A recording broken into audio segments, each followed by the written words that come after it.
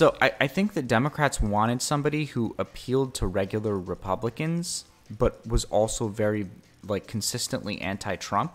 But the only reason Kasich fills that profile is that he is the most two-timing, two-faced, weaselly, politically expedient, conniving, opportunistic piece of trash that has ever existed in Ohio politics. So apparently a farmer who voted for Trump in Pennsylvania is going to speak at the DNC.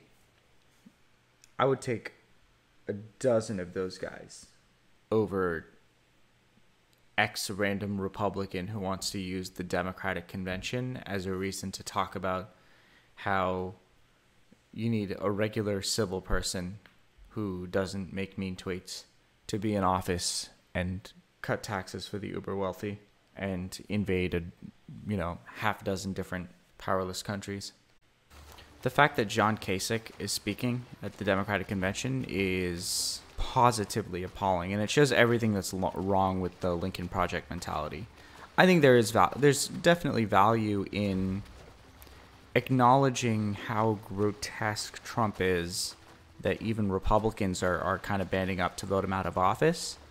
But they can use their own platforms for highlighting that. And you know what? No, you can get, like, Justin Amash is one thing because this is a guy who actually resigned from the Republican Party. This is a guy who really positively gave up his political capital. And despite everything I think of the guy politically, the narrative that the Republican Party has been, not just that it's been hijacked by Trumpians, but rather that this is the new existence of the Republican Party. That's the thing that Amash, if he's the Republican, or former Republican rather, who's going to be speaking, there's value in that because at least it paints a really, like, a crystal clear image of what Trump has turned the Republican Party into, right?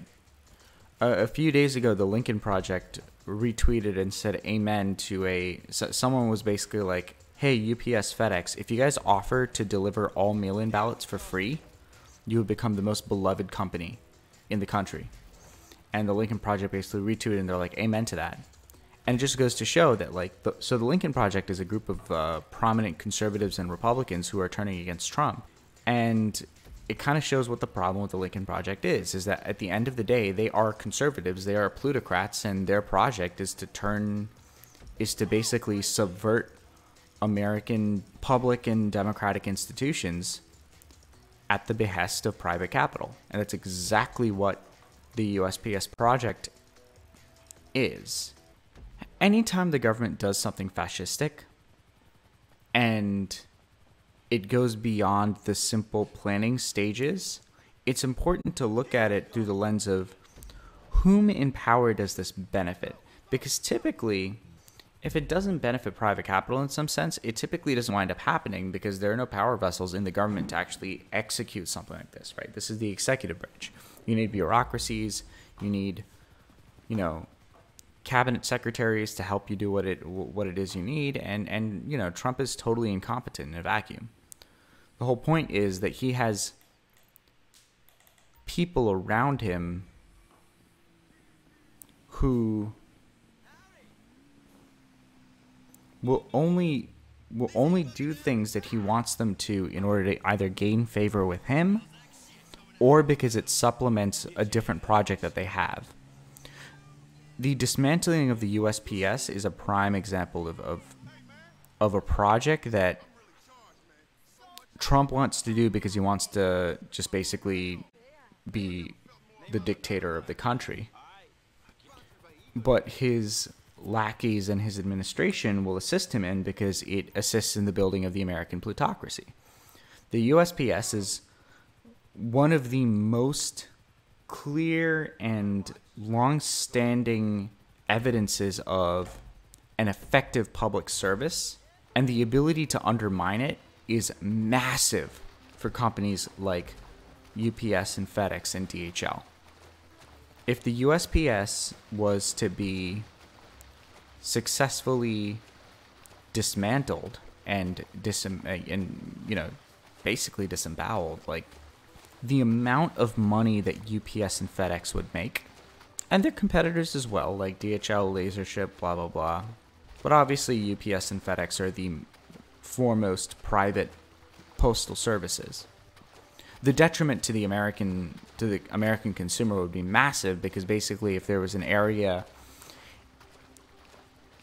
like basically if you lived in rural Virginia or Oklahoma or Vermont, UPS would charge you probably like 1.5 times as much as if you lived in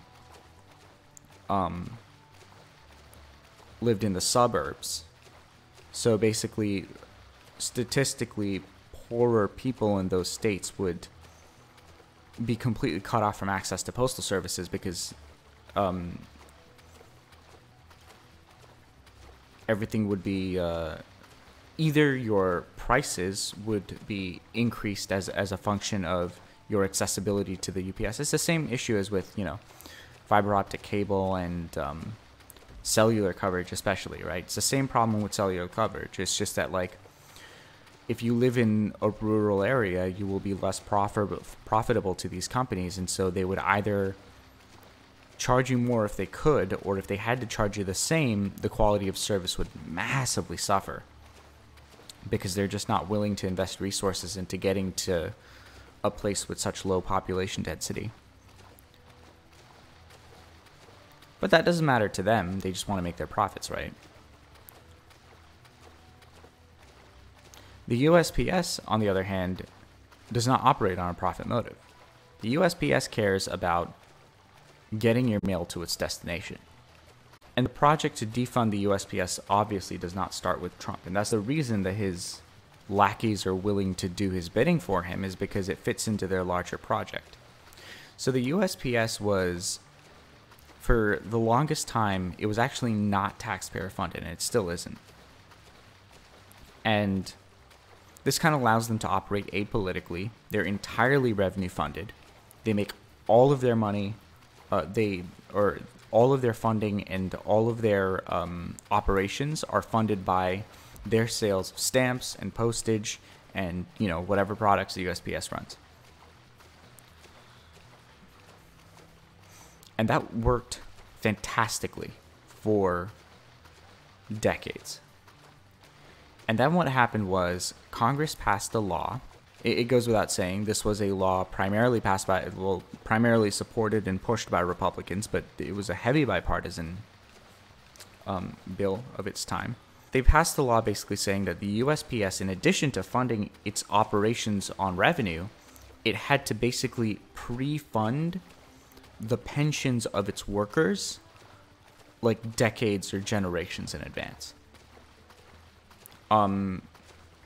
The president of the American Postal Workers Union, I think his name's Mark Diamondstein, he said something along the lines of the USPS, because of that bill, was required to pre-fund the pensions of postal workers who had not, in some cases, had not even been born yet. So imagine basically a giant deductible on all of your operations every year, right? That for every postal worker that would join the union that year, or that would join the union in like 10 years, you had to pre-fund that person's entire pension. And what it was supposed to be a money sink. It was basically supposed to double, triple the amount of revenue that the Postal Service had to bring in order to maintain the same level of operations, and gut its ability to continue to fund itself. So in the Lincoln Project, a group of conservatives, some of whom probably were a part of this project, because some of them have been in the Republican Party for that long, says, yes, we second UPS and FedEx basically capitalizing on Trump's attempt to destroy the USPS. You have to understand that when the Lincoln Project says that, they're saying that from the perspective of people whose life work it is to destroy the United States Postal Service. Arguably the single most effective government-run service in U.S. history. And now these guys are being given speaking spots at the Democratic National Convention. It's one thing to put Justin Amash up there, if that is what they're doing. I hope it is. I hope it's not any other Republican. If it's Justin Amash, you get at least a narrative of, this isn't just Trump. That's what Republicans are trying to do. They're trying to separate themselves. They're trying to separate Trump from what is, if you look even slightly empirically or logically at the picture, a definitive rot in the Republican Party that led to Trump. They want to separate Trump from the rot so that nobody looks at the rot. But that rot is there, and it's going to lead to someone worse than Trump in 2024 if we do not paint a proper picture of exactly what is wrong that is causing fascism to take over the GOP. And by putting Republicans in speaking spots at the convention, Democrats are basically saying we are okay with the rot in our right-wing party as long as it beats Trump right now. And that's not acceptable, especially when you don't need to facilitate the rot to beat Trump. To do so is treasonous. The Republican Party is defunct. It is completely broken.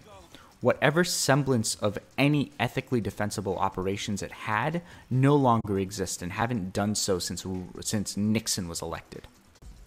The last Republican who was not an existential threat to American democracy was Eisenhower.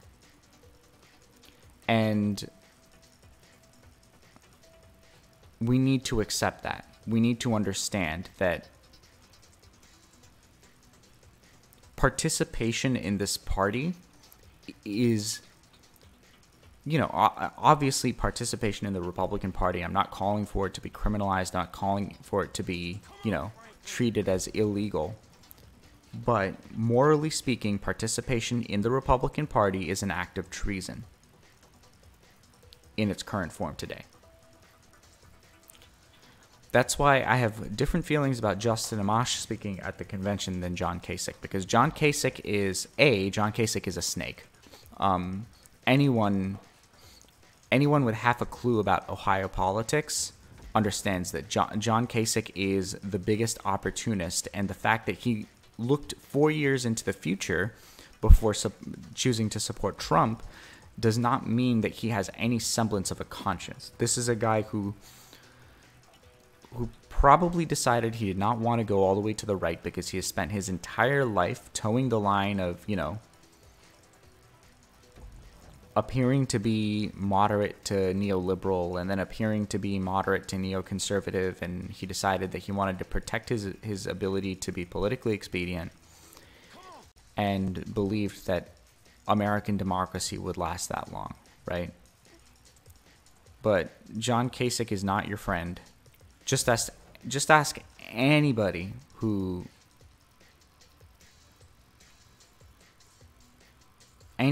outside of his immediate political faction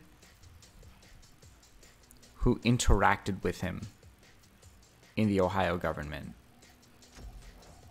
and they will tell you. And at the end of the day, this is a person who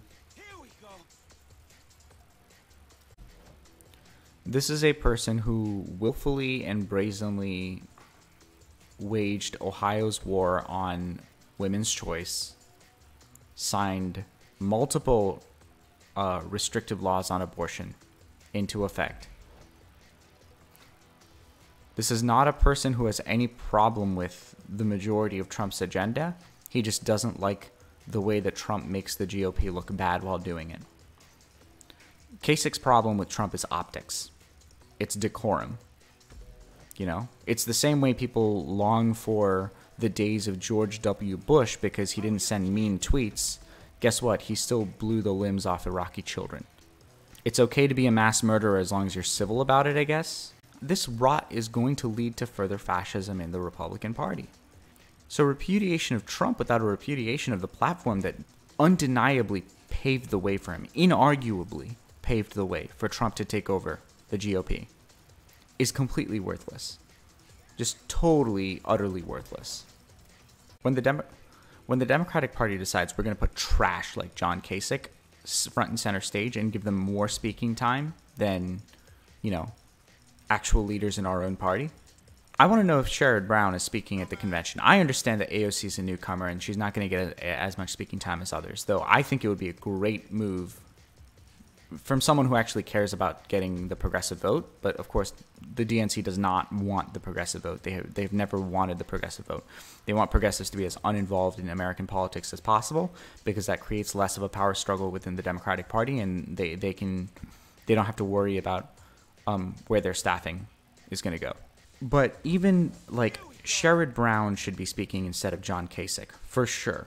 I don't know if Brown is speaking. I hope he is. I hope he gets more time than Kasich for sure. It's a good thing Bernie and AOC are speaking. I will say I'm happy about that. DNC definitely didn't have to give AOC a speaking spot. They also didn't have to give John Kasich a speaking spot either. It's not like Kasich has any specific appeals to the Trump ambivalent GOP base.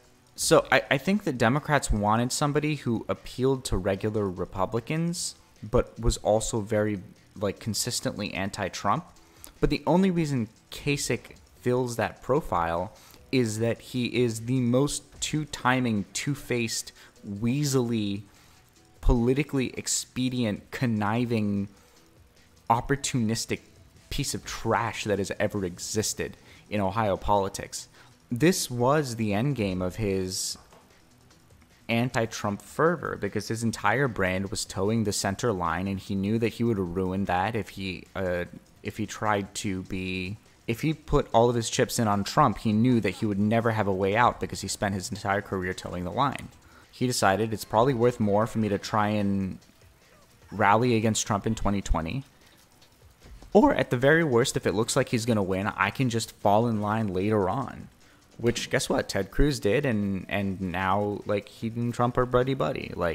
He knew that he could always fall in line with Trump whenever he wanted, but once he did, there was no coming back. And now that it looks like Trump is going to lose, suddenly Kasich's out front and center again, and the Democrats are facilitating it. Just a generally evil person. A truly, this guy's not even a believer. He's an absolute political opportunist. In a far worse way that, I'm very critical of Nancy Pelosi and Chuck Schumer. Because these guys do genuinely, they will endlessly sabotage any kind of progressive agenda that they claim to champion so that they can continue to keep their power. Including putting Democrats to the right of them to appear progressive, to reduce the amount of work they actually have to do.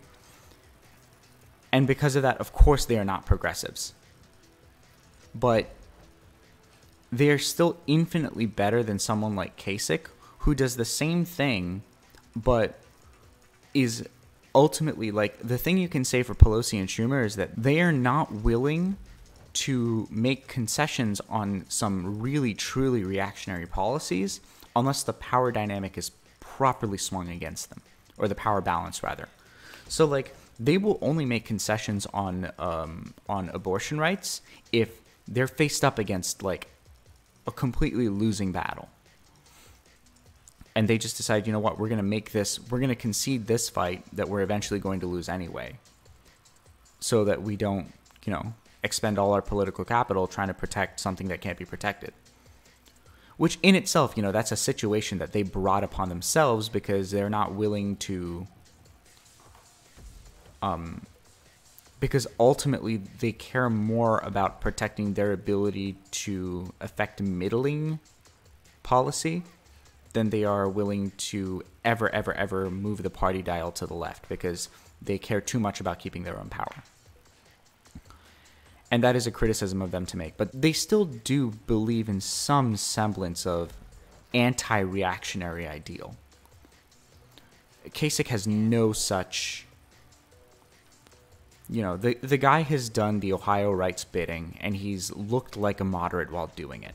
So ultimately, the anti-Trump right loves Kasich because he makes them look less radical, less reactionary, less authoritarian, especially when juxtaposed with Trump. So yeah, Democrats should be ashamed of themselves for doing this. That doesn't mean that you don't vote for the candidate, obviously. They're going to keep doing this, whether or not we vote for them. They're not going to court the progressive vote. They have too much to lose and too little to gain, especially considering left turnout. So just keep primarying them and slowly but surely get more of our people into the DNC because the power vessels start shifting democratically, right? Like, that's the only thing we can do. You have to remember that someone like Keith Ellison was almost the chair of the DNC, right? That's a position he probably can't take now because he's been like a state attorney general. So the left will, I don't know. I mean, he could. In fact, he might gain party favor doing it, which would be good for the left. It's just I don't think the left will necessarily rally around him now that he's been a cop. But I don't think that's his career trajectory anymore. But to get a progressive running the DNC, like I think that there is immense value to, not in 2020 but in 2024, in someone like AOC potentially running for DNC chair. Stop. But anyway,